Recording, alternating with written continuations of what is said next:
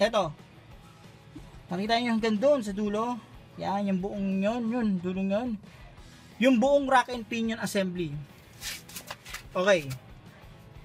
Etong rack and pinion assembly na to, ayan. Yung buong yan, nakakonekta yan sa steering ano natin, sa steering wheel natin sa loob ng kotse.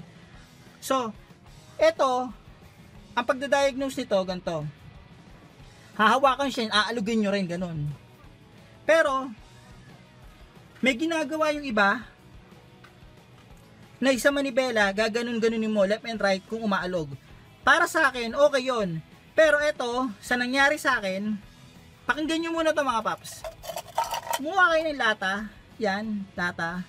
Kahit ang lata, maglagay kayo ng bato graba, alugin nyo. Hinaan nyo lang yun. Yun ang tunog na nangyari sa akin.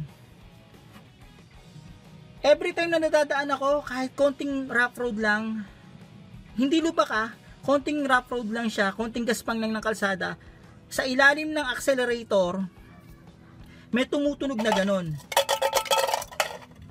Ilang diagnose na ang ginawa, hindi namin nahuli, hanggang meron kaming trusted na mechanic na pinuntahan. Ang ginawa niya, in-overhaul niya, yung rack and pinion.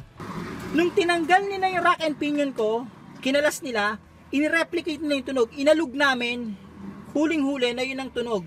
Ang pinalitan lang nila is yung bushing at yung plunger. Okay?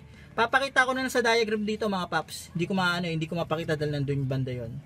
Okay. So yun mga paps, additional lang tip lang yun. Hindi ko sinasabing lahat ng ganitong problema, rack and pinion. Isa lang to sa dapat yung, isa sa mga posibleng i-check nyo kung may problema ang rack and pinion nyo mga paps. Okay? So next naman tayo.